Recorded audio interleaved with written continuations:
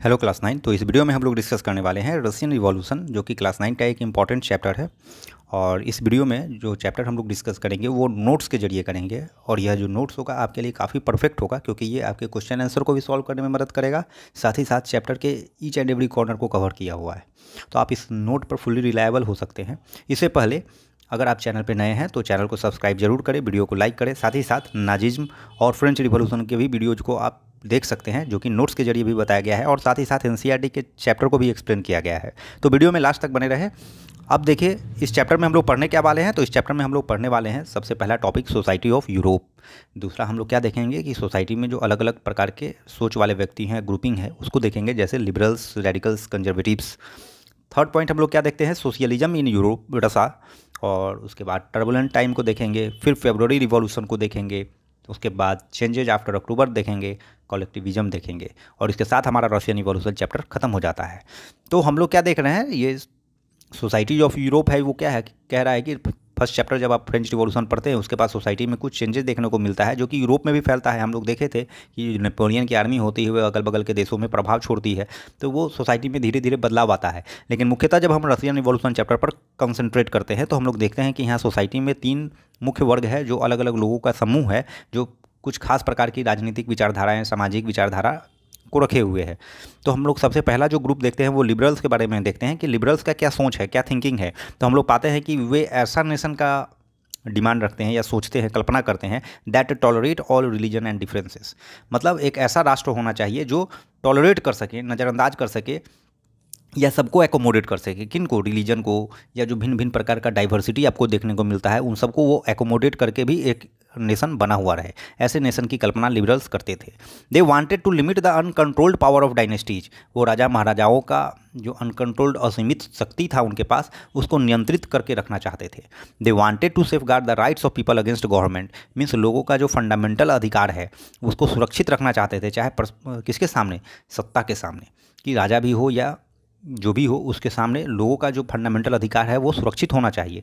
इसकी वकालत करते थे liberals. They wanted elected representative parliament. वो चुनी हुई पार्लियामेंट, संसद चाहते थे, संसद व्यवस्था चाहते थे। लेकिन आयरनी क्या है कि वे डेमोक्रेट्स नहीं थे, वो प्रजातंत्र में विश्वास नहीं रखते थे। वो प्रजातंत्र नहीं चाहते थे, वो चाहते थे कि संसद चुनी हुई हो, लेकिन प्रजातांत्रिक नहीं थे सोच उनका। आगे हम लोग क्या देखते हैं, they do not believe in universal adult franchise. Universal adult franchise आप सिविक्स में पढ़े होंगे, क्लास 7 से ही पढ़े होंगे, कि वो यूनिवर्सल एडल्ट फ्रेंचाइज में विश्वास नहीं रखते थे। They do not trust in universal adult franchise. ठीक है, मतलब यूनिवर्सल एडल्ट फ्रेंचाइज क्या है कि किसी भी सेक्स के, किसी भी जेंडर के, एक पार्टिकुलर एज के ऊपर के सारे लोग को मत देने का अधिकार हो, ऐसा मानना नहीं था लिबरल्स का। नेक्स्ट हम लोग क्या देखेंगे, रेडिकल्स के बारे में और कंजर्वेटिव्स के बारे में। तो रेडिकल्स के बारे में आप क्या देखते हैं कि रेडिकल्स जो थे वो गवर्नमेंट तो बनाना चाहते थे, लेकिन बाई मेजॉरिटी पॉपुलेशन। मीन्स बहुसंख्यक लोग जिसको चुने वही सरकार चलाए, ऐसा रेडिकल्स का मानना था। They oppose land owners, industrialist, privileged classes. ये विरोध करते थे जमींदारों का, उद्योगियों का, जो उद्योग धंधा करते हैं, और प्रिविलेज्ड क्लासेस का। प्रिविलेज्ड क्लास मतलब क्या हुआ कि जिसका एक पीढ़ी जो है काफ़ी संपन्न है, उससे ट्रांसफ़र हो गया नेक्स्ट जनरेशन को। इस प्रकार से पावर का एक्यूमुलेशन, प्रॉपर्टी का एक्यूमुलेशन जिन लोगों के पास होता है, और उनका जो नेक्स्ट जनरेशन आता है, उसी को हम लोग प्रिविलेज क्लास कहते हैं। तो इसका विरोध करते थे ये radicals. They were supporter of private property. हालांकि ये प्राइवेट प्रॉपर्टी का सपोर्ट करते थे कि आपके पास कुछ संपत्ति है, प्रॉपर्टी है, तो इसका सपोर्ट करते थे, लेकिन ये अपोज करते थे, विरोध करते थे। Concentration of property in hands of few. कुछ व्यक्ति के पास जब ज़्यादा धन संपत्ति हो जा रहा है, इसका ये विरोध करते हैं। कौन करते हैं, तो रेडिकल्स। तो लिबरल्स और रेडिकल्स तो आप समझ चुके हैं। अब हम लोग कंजर्वेटिव्स देखते हैं। कंजर्वेटिव्स कौन थे, तो ये वो लोग थे जो राजा महाराजाओं के परिवार के थे, या राज दरबार से ताल्लुकात जिनका था, उन्हीं लोगों को हम लोग बेसिकली कंजर्वेटिव्स कहते हैं। तो ये कंजर्वेटिव्स आप समझ गए कि राजघराने से बिलोंग, ताल्लुकात रखने वाले लोग हैं। ये अगेंस्ट करते थे दोनों का, लिबरल्स और रेडिकल्स का। लेकिन इनका दाल नहीं गल रहा था, क्योंकि इनके हाथ से पावर चला जा चुका है, इसलिए ये कुछ कर नहीं सकते थे, बस बोल सकते थे। इसलिए अगर जब लिबरल्स और रेडिकल्स चेंजेस की बात करते हैं तो ये लोग बोलते हैं ठीक है चेंज करो, लेकिन ग्रेजुअल चेंज करो। दे वांटेड ग्रेजुअल चेंज, क्योंकि इनको लग रहा है कि अब लोगों को रोकना संभव नहीं है। चेंज तो होगा, लेकिन ये लोग बस रिक्वेस्ट करते थे, बस पोलाइटली बोलते थे कि चेंज तो करो लेकिन ग्रेजुअल करो ताकि हम लोग एडजस्ट कर सकें। तो ये आप देख रहे हैं कि सोसाइटी में थिंकिंग कितने प्रकार की है। तो 3 प्रकार की बेसिकली थिंकिंग हम लोगों को पढ़नी है, लिबरल्स, रेडिकल्स और कंजर्वेटिव्स के रूप में। आगे हम लोग क्या देखते हैं कि सोसाइटी में इंडस्ट्रीज वगैरह तो लग रहा है कंट्री में, इकोनॉमी में, इसलिए इंडस्ट्रियल सोसाइटी तो हो चुका है। और साथ ही साथ जब सोसाइटी में इंडस्ट्रियलाइजेशन चल रहा है तो कुछ सामाजिक बदलाव भी आएगा। तो हम इसी को देखेंगे कि इंडस्ट्रियल रिवॉल्यूशन के बाद जो समाज पर प्रभाव पड़ता है। अगर आपसे कोई पूछे कि इंडस्ट्रियल रिवॉल्यूशन क्या है, तो कुछ नहीं है, setting up of industries on large scale gradually और रैपिडली। इसी को तो इंडस्ट्रियलाइजेशन कहते हैं, तकनीकी का जो संचार होना शुरू हो गया है। तो इस इंडस्ट्रियलाइजेशन का कुछ ना कुछ तो प्रभाव पड़ा होगा, इम्पैक्ट पड़ा होगा। तो क्या इम्पैक्ट पड़ता है? तो पहला इम्पैक्ट आप देते हैं कि न्यू सिटीज इमर्ज्ड, नए नगर शहर बसना शुरू हो जाते हैं। इंडस्ट्रियल रीजन्स डेवलप्ड, और जो औद्योगिक क्षेत्र हैं वो डेवलप होना शुरू हो जाते हैं। एक्सपेंशन ऑफ रेलवेज, तो रेलवे का विस्तारीकरण होना शुरू हो जाता है। लेकिन क्या किसी भी चीज़ का केवल पॉजिटिव इम्पैक्ट है? तो नहीं, हर चीज़ का पॉजिटिव और निगेटिव दोनों साइड होता है, इसमें भी है। जब इंडस्ट्रियलाइजेशन होता है तो कुछ ना कुछ समस्याएं उत्पन्न होती है। क्या क्या समस्या उत्पन्न होता है? तो men, women, children were employed at factory. तो पुरुष को एम्प्लॉय किया जाता है तो ठीक है, महिलाओं और बच्चों को भी एम्प्लॉय किया जाता है, वो भी बदतर स्थिति में। दूसरा चीज़ क्या होता है? पुअर वर्किंग कंडीशन हो जाता है। मीन्स पॉपुलेशन भी आप बोल सकते हैं कि गरीब काम करने वाले लोग होते हैं, लेकिन कंडीशन भी बोल सकते हैं। पुअर वर्किंग कंडीशन मतलब खराब व्यवस्था में काम करना पड़ता है लोगों को, महिलाओं को, पुरुषों को, बच्चों को। अब क्या खराब काम करना पड़ता है? खराब वातावरण में करना पड़ता है, तो नो हाइजीन का व्यवस्था होता है, टॉयलेट वाशरूम वगैरह की कमी होती है, सेफ्टी मेजर्स नहीं होते हैं, इन्वायरमेंट क्लीन नहीं होता है। तो ये सब कंडीशन तो ख़राब है। दूसरा आप सोच सकते हैं कि पुअर वर्किंग पॉपुलेशन मतलब जो लोग काम कर रहे हैं, जो वर्कर्स हैं, वो गरीब ही हैं और गरीब ही रह जाते हैं। क्यों हो पाता है ऐसा? क्योंकि लो वेजेज है, तनख्वाह कम है। नेक्स्ट चीज़ क्या है? लॉन्ग वर्किंग आवर्स है, मतलब इनह्यूमन बिहेवियर किया जाता है इन लोगों के साथ, तो लॉन्ग वर्किंग आवर्स है। तो ये सारे समस्या हैं इंडस्ट्रियलाइजेशन से जुड़े हुए।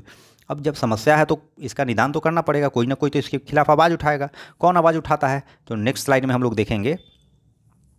तो हम लोग क्या देखेंगे कि लिबरल्स और रेडिकल्स आते हैं और इसके खिलाफ आवाज़ उठाते हैं। किसके खिलाफ आवाज़ उठाते हैं? तो ये जो इंडस्ट्रियलाइजेशन का नेगेटिव इम्पैक्ट पड़ता है। अब ये लोग क्या करते हैं? तो ये कंसर्न, वर्कर्स के कंसर्न के खिलाफ, कंसर्न के लिए आवाज़ उठाते हैं। वर्कर्स कंसर्न क्या है? उनके हित के बारे में आवाज़ उठाते हैं। अब क्या डिमांड रखते हैं? तो ये लोग डिमांड रखते हैं freedom of workers, means workers को फ्रीडम मिलना चाहिए। अब क्या डिमांड रखेंगे? क्या फ्रीडम मिलना चाहिए? तो काम करने के घंटा की स्वायत्ता होनी चाहिए, वेजेज अच्छा होना चाहिए, वर्किंग एनवायरनमेंट अच्छा होना चाहिए। तो ये सारे आवाज़ उठाने का काम कौन करता है? तो लिबरल्स और रेडिकल्स करते हैं, क्योंकि यही प्रबुद्ध लोग हैं उस समय। अब coming of socialism in Europe, अब यूरोप में किस प्रकार से समाजवाद का प्रसार होता है, किस प्रकार से समाजवाद आता है।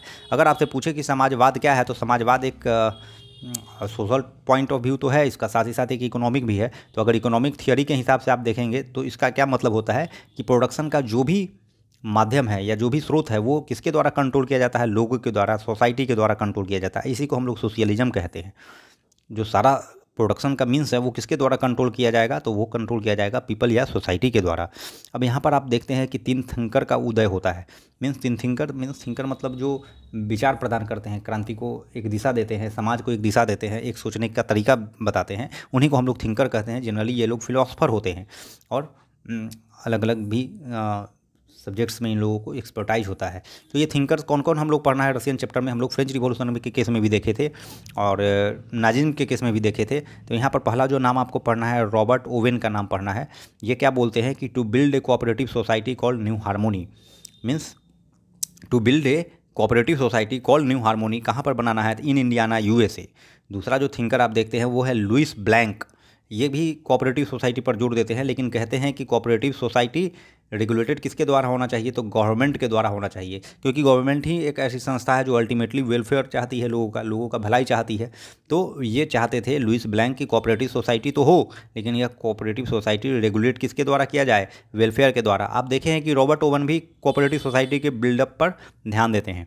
वहीं जब कार्ल मार्क्स और फ्रेडरिक इंगल्स का बात होता है तो ये क्लासलेस सोसाइटी की वकालत करते हैं और ये चाहते हैं कि सोसाइटी में बस 2 ही वर्ग होना चाहिए, एक रूलर्स जो कि शासन करता है और एक रूल्ड जिस पर शासन होता है। मीन्स पब्लिक हो और गवर्नमेंट हो, बाकी कोई क्लास नहीं होना चाहिए। ये वकालत कौन करता है? तो कार्ल मार्क्स और फ्रेडरिक इंगल्स करते हैं। तो ये 3 नाम आपको पढ़ने हैं, 3 थिंकर्स के नाम पढ़ने हैं इस रशियन चैप्टर में, रशियन रिवॉल्यूशन चैप्टर में, जो आपको याद रखना होगा। यहाँ से क्वेश्चन बनना ही बनना है। तो नेक्स्ट स्लाइड में हम लोग क्या देखते हैं, तो नेक्स्ट स्लाइड में हम लोग ये देखेंगे कि by 1870 idea of socialism spread in Europe.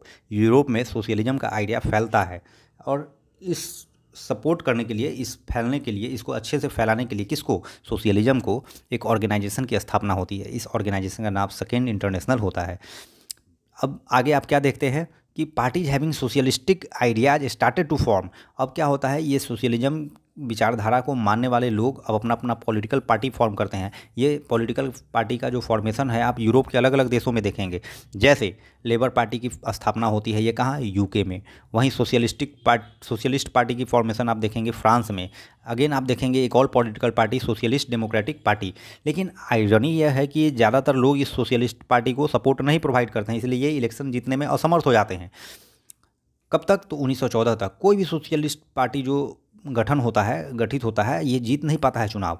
अब आगे हम लोग रशियन रिवॉल्यूशन का दौर देखेंगे। तो रशियन रिवॉल्यूशन क्या है, तो अगर आपसे पूछा जाए तो आप बोलेंगे कि फरवरी 1917 से लेकर के अक्टूबर 1917 के बीच का जो पीरियड है, और इसमें जो भी इंसिडेंट्स इवेंट्स होते हैं, इनको कलेक्टिवली हम लोग रशियन रिवॉल्यूशन कहते हैं। मीन्स फरवरी 1917 से अक्टूबर 1917 के पीरियड के बीच में होने वाले सारे घटनाओं को जब हम लोग कंबाइंडली देखते हैं तो इसी को हम लोग रशियन रिवॉल्यूशन बोलते हैं। इसी कालखंड को हम लोग रशियन रिवॉल्यूशन बोलते हैं। आगे हम लोग रशियन रिवॉल्यूशन को जब शुरू करते हैं तो उससे पहले हम लोग रसिया के सिचुएशन को देखते हैं कि एज ए कंट्री रसिया में क्या सिचुएशन है इस एट दैट टाइम। तो हम लोग क्या देखते हैं कि वहाँ का जो राजनीतिक व्यवस्था है वो मोनार्कियल फॉर्म ऑफ गवर्नमेंट है, और जार निकोलस II जो है वहाँ का शासक होता है, जो कि काफ़ी अच्छा शासक नहीं है। और रसिया के जो एरिया की बात करते हैं तो इसमें Finland, Belarus, Azerbaijan, Latvia, Georgia, Armenia, ये सारे कंट्रीज या सारे पार्ट्स मिले हुए हैं जो आज के डेट में कंट्री है। वहीं जब आप रिलीजन को देखेंगे कि वहाँ का रिलीजियस कंडीशन कैसा है, तो ऑर्थोडॉक्स क्रिश्चियनिटी मानने वाले लोग ज़्यादा हैं। उसके बाद आपको बुद्धिस्ट देखने को मिलता है, इस्लाम देखने को मिलता है, और भी हैं, लेकिन मेजर ये 3 रिलीजन हैं। इकोनॉमी जब आप देखते हैं तो एग्रीकल्चर पर आश्रित ज़्यादा लोग हैं, अबाउट 85% पीपल। वहीं इंडस्ट्रीज जब आप देखते हैं तो इंडस्ट्रीज कुछ खास इलाकों में सीमित है, जैसे मॉस्को, सेंट पीटर्सबर्ग। और इंडस्ट्री में भी किस फील्ड में इंडस्ट्री है, तो कोयल, आयरन, रेलवेज, इन सब क्षेत्रों में आपको औद्योगिकरण देखने को मिलता है। सोसाइटी में जब आप देखते हैं तो सोसाइटी में वर्कर्स हैं, पीजेंट्स हैं, ये भी बटे हुए हैं on the basis of skill, race, groups आदि के आधार पर बटे हुए हैं। तो ये रसिया का सोशल, इकोनॉमिक, पॉलिटिकल स्ट्रक्चर है, उस समय का एक कंडीशन है, और जो रशियन रिवॉल्यूशन को आग देने का काम करता है। अब यहाँ पर आप क्या देखते हैं कि जो भी लैंड्स हैं वो डिस्ट्रीब्यूटेड है, नोबिलिटीज़ के पास हैं, क्राउन के पास है, चर्च के पास है, पीजेंट्स के पास लैंड नहीं। इसके कारण क्या होता है, पीजेंट्स काफ़ी गरीब होते हैं, उनको दूसरे के खेतों में मजदूरी करना पड़ता है, और ब्रेड पर काफ़ी असर पड़ता है। इसलिए पीजेंट्स क्या करते हैं, कुछ स्टेप्स लेते हैं। और क्या स्टेप्स लेते हैं, तो वो डिमांड रखते हैं कि they demanded land to be given to peasants. उन लोगों का मांग होता है कि ज़मीन जो है किसानों को दिया जाए। दूसरा क्या होता है कि वो जब उग्र हो जाते हैं तो मर्डर करना शुरू करते हैं लैंडलॉर्ड्स का। वो लोग रेंट देने के लिए रिफ्यूजल करते हैं, मीन्स दे रिफ्यूज़ टू पे रेंट। वो अब रेंट देना से मना कर देते हैं। किसको, जो ज़मींदार होते हैं, जो जिन लोगों के पास ज़मीन होता है, उनको अब रेंट देने से मना करने शुरू कर देते हैं। कौन करना शुरू कर देते हैं, पीजेंट्स। वो लैंडलॉर्ड्स का मर्डर करना शुरू करते हैं, और वो डिमांड रखते हैं कि उनको ज़मीन लौटाया जाए। यहीं पे आप देखते हैं कि 2 पॉलिटिकल पार्टीज़ का निर्माण होता है रसा में। और ये 2 पॉलिटिकल पार्टीज का क्यों होता है, जबकि आपको पता है कि सत्ता परिवर्तन ही ये लोग चाहते हैं। तो ये डिफरेंसेस होता है उनके थॉट में। किस चीज़ को लेकर के डिफरेंस होता है, तो इशूज ऑफ पीजेंट्स पर इनमें इनके मत में अंतर है। इसके कारण 2 पॉलिटिकल पार्टी का निर्माण होता है।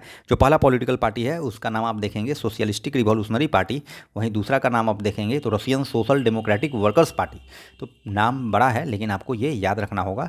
वीडियो में आप लास्ट तक बने रहे, काफ़ी अच्छे ढंग से आप इस चैप्टर को कवर कर लेंगे एक बार अगर आप रिविजन कर लेते हैं।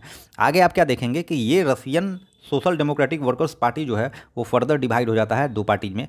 अब पहला पार्टी क्या है, बोल्शेविक, और दूसरा क्या है, मेंशेविक। बोल्शेविक आप किस में कौन से सदस्य होंगे, तो बोल्शेविक ऐसा दल होता है जो ओपन होता है फॉर ओनली ट्रेंड पीजेंट्स, क्योंकि ये डिसिप्लिन मेंटेन रखना चाहते हैं। इसलिए बोल्शेविक में केवल वही सदस्य आते हैं जो ट्रेंड पीजेंट्स हो। जबकि मेंशेविक में आप देखते हैं कि ये पार्टी सबके लिए खुली होती है, मीन्स इसमें ट्रेंड अनट्रेंड सारे लोग आ सकते हैं। तो ये बोल्शेविक और मेंशेविक में बेसिक डिफरेंसेस आप देखेंगे।